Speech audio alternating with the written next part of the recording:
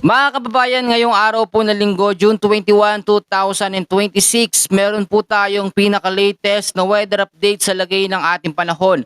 Bago ho natin simulan, huwag niyo po muna kakalimutan na i-like, i-subscribe at i-share ang ating YouTube channel. Maraming salamat po. Patuloy po nating minomonitor ang Bagyong Francisco. Kagabi ho ay nakapasok na ito ng ating Philippine Area of Responsibility. At ngayon ay tumataglay na ito sa pagiging typhoon category po na isang bagyo. Aalamin natin ang mga magiging lokasyon, mga lugar na maapektuhan at yung mga lugar na posibleng itaas sa wind signal number 1 kapag mas lumapit pa ang trap o extension po ng bagyo. So ngayon dito natin sisimulan. Hulihong namata ng Bagyong Francisco na meron pong lokasyon mga kababayan na 1,480 kilometers east of southeastern Luzon. Tinataglay po nitong hangin sa 85 kilometers per hour, may pagbugso sa bilis naman na 105 kilometers per hour. Ngayong umaga naman po ng alas 8, ang naging lokasyon naman ng Bagyong Francisco, ito po ay may lokasyon na 1,260 kilometers east of central Luzon. At nasa 120 kilometers per hour na ang lakas ng kanyang hangin, isang ganap na typhoon category na. So ngayon po, etong Bagyong Francisco, bagamat nasa typhoon category na, merong mga lugar na maapektuhan ng trap o yung extension ng kanyang hangin. Bagamat kung makikita nyo sa ating advanced weather forecast at dito sa ating weather condition, wala naman po itong direktang paglandfall. Pero ang mangyayari sa senaryo nito, habang nasa typhoon category ang Bagyong Francisco, yung trap extension ng kanyang hangin ay patuloy po na makakaapekto sa malaking bahagi po ng Central at North Luzon. So mamayang gabi naman, ang magiging lokasyon naman po ng Bagyong Francisco, mga kababayan, 1,000 kilometers east of Central Luzon. Nasa 130 kilometers per hour ang magiging lakas ng hangin. Typhoon category.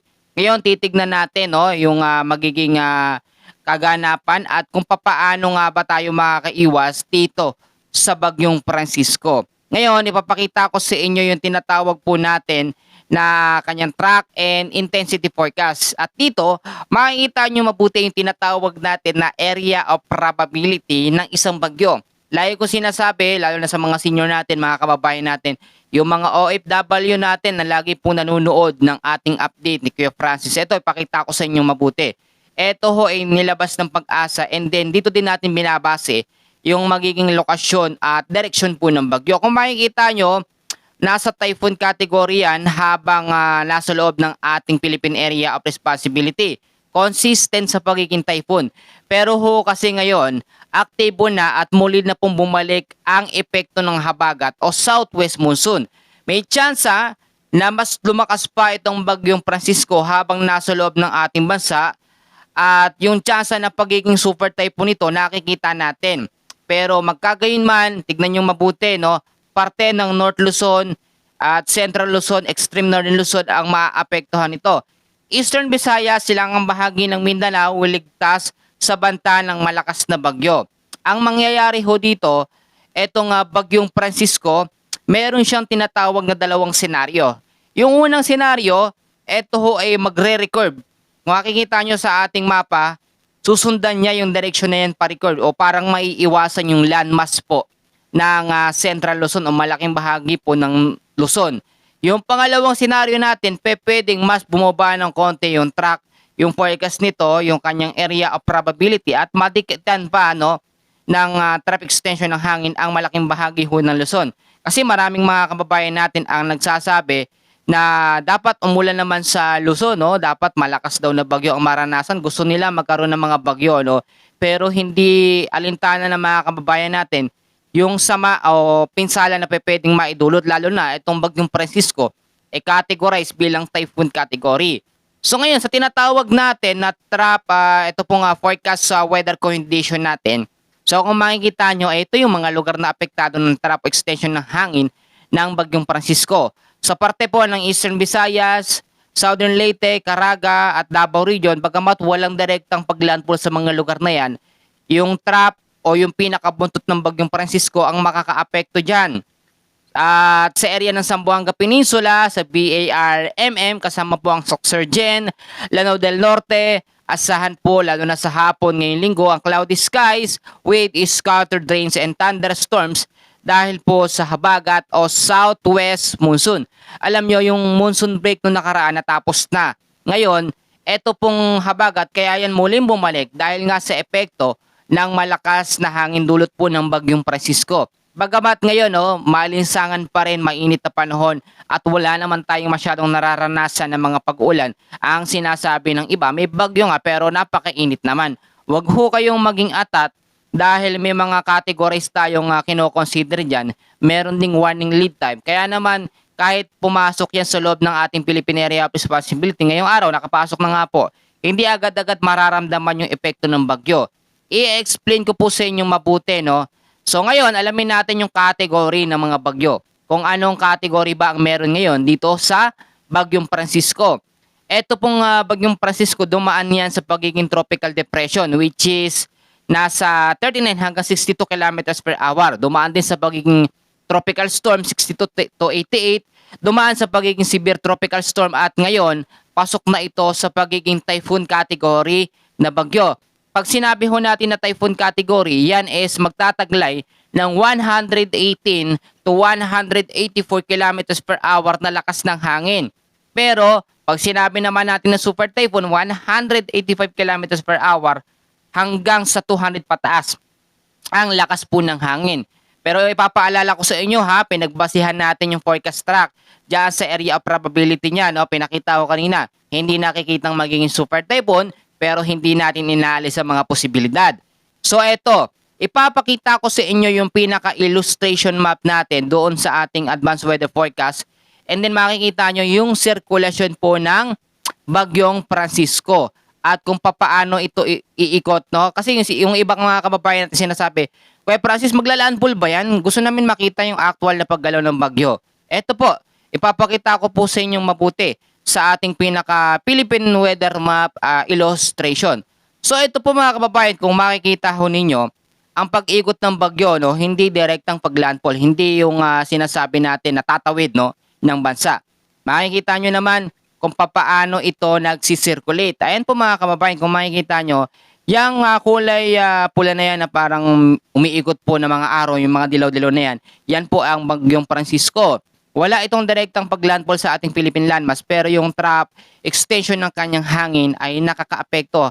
Didikit siya diyan sa may bandang extreme northern Luzon kaya asahan ang mga pag-uulan sa malaking bahagi ho ng Metro Manila, ilang bahagi ng Luzon. Diyan naman sa Eastern Visayas, ilang bahagi ng silangan ng Mindanao, maaabot pa rin ang trough or extension ng hangin ng Bagyong Francisco. Sa kalurang bahagi, aktibo na. Andiyan na po ang epekto ng habagat o southwest monsoon. Kaya hindi nakakapagtaka na nagkaroon tayo ng tinatawag na rapid intensification dito sa bagyong ating monitor. O eto po mga kababayan ko, ipapakita ko naman sa inyo yung tinatawag po natin na live weather forecast and system doon po sa pinakamapa o pinaka-direction po ng bagyo sa ngayon na atin pong monitor. So ito po mga kababayan, kung makikita ho ninyo sa ating monitoring screen, ito po yung Bagyong Francisco, Ito po yung sinasabi natin, explain ko sa inyo mabuti para malinaw din. Yan nakapalibot po sa kanya, yung umiikot ho na yan, yan po yung tinatawag natin na spiral clouds. Yung mga spiral clouds kasi, ang may direktang epekto sa mga lugar po na natatamaan o naaabutan ng hangin. Bagamat, yung pag-record po niya, wala siyang paglandfall. Kaya nga po ang sinasabi natin, di baling may bagyong pumasok sa ating Philippine Area of Responsibility, basta wag lang tatama sa ating landmass. Iba ho kasi yung pumasok sa loob ng ating PAR o Philippine Area natin, iba rin yung naglandfall o maglalandfall sa ating Philippine landmass. Mas delikado ho ang bagyong maglalandfall sa ating kalupaan kesa sa papasok lamang sa ating Philippine Area of Responsibility. Bagamat wala itong direktang paglandfall, yung hangin ang makakaapekto. Eto kung makikita nyo, magiging typhoon category ito hanggang sa paglabas nito sa ating Philippine Area of Responsibility by next week, inaasahan Thursday hanggang sa Friday po ang paglabas nito sa ating Philippine Area of Responsibility. Ngayon, marami nagtatanong no, kung meron nga bang panibagong kasunod na bagyo. Ito nga pong bagyong Francisco. Double check natin yan sa ating advanced weather system at doon sa tropical cyclone threat potential. Pagkatapos pong makalabas ng bagyong Francisco na ito, may nakikitang isang panibagong low pressure area pero nasa low chance ang category. Yun is hindi pa natin pwedeng i-categorize bilang panibagong kasunod na bagyo. Actually, hindi pa nga nakakalabas itong bagyong Francisco, mga kababayan natin. Nagtatanong na kung may panibagong bagyo, wala pa po, no? Ito muna tang ating monitor at i-focus muna natin yung atensyon natin dito sa direction po ng bagyong ito dahil hindi rin ito biro. Typhoon category ito. Lagi ko sinasabi, pag typhoon hanggang super typhoon category, medyo delikado po yan. Ay ito yung mga paalala na lagi ko sinasabi. So makinig po tayo. Unang-una, meron na tayo ngayong bagyong minomonitor. Kaya importante na lagi kayong mag-antabay sa update no kay Francis. Madaling araw pa lamang po nag-a-update na tayo. Kaya yung mga gumigising dyan ng madaling araw, pwede nyo hong tapusin, pwede nyong i-share o pwede nyong balikan yung update natin. Hinihimay-himay ko po lahat ng mga detalye, ini-explain ko kung gaano kalakas yung mga bagyo, yung mga category, sinasabi din ho natin. Yung mga senior natin, lagi po kayong makinig sa akin dahil kayo po ang inaalalayan ko. Ayoko po masyado kayong ma-stress o ma-pressure dito po sa bagyo. Sa mga tatay at nanay ko dyan na lagi nag-comment, maraming salamat. Pangalawang paalala, maghanda sa banta ng mga pagbabaha sa mga low-lying areas. Dahil nga po dito sa banta ng bagyong Francisco. Sa Metro Manila, sa Visayas at Mindanao, maglinis ng kapaligiran dahil yung mga basura, kapag bumara sa kanal, mabilis ang pag-flow o mabilis yung pagbabaha sa mga mababang lugar. Yung mga matataas na lugar, mag-ingat din sa banta ng landslide kapag meron tayong banta ng mga heavy rainfall warning. Kaya mag-antabay kayo kasi pwedeng maitaas po ang wind signal number 1 hanggang sa wind signal number 2 sa mga susunod na mga oras sa parte po ng North Luzon, no? Kasama ang Eastern Visayas dahil sa trap o extension ng hangin ng bagyong Francisco. Ito pa, like ko sinasabi, ready natin ang ating go bags, medical kit. Ito pong mga Ziploc plastic natin, mga importanteng gamit, ilagay natin dyan, mga dokumento, papeles. Once ho kasi na magkaroon ng mga malalakas na pagulan, hindi natin masabi na mabaha o bahain yung mga lugar ho natin. Ito pa, ay mga double check natin, i-double check natin ang ating mga kabahayan, mga bubong, baka mamaya may mga tulo, hindi natin napapansin dahil nga po kapag ganito may mga biglaang pag-uulan, no, talagang minsan wala na tayong nagagawa. Mag-stock din ng pagkain na tatagal na pang ilang araw. Hindi naman natin sinasabing sobrang magtatagal itong banta ng bagyo, pero dahil nga po meron tayong bagyo, nandyan ang habagat, mga locally thunderstorms, asahan ang mga madadalas na mga pag-uulan sa hapon hanggang sa gabi. Huwag mainip kung porkit mainit sa umaga, sa tanghali o maalinsangan, hindi porkit mainit ang ating nararamdaman ay wala ng banta ng bagyong paparating.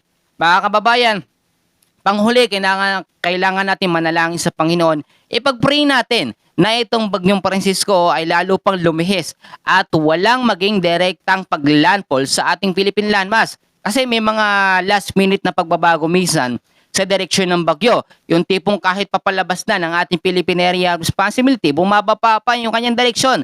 Kaya mga kababayan natin, minsan nagiging kampante, pero may huling hagupit pa o minsan bumababa pa yung hangin ng bagyo.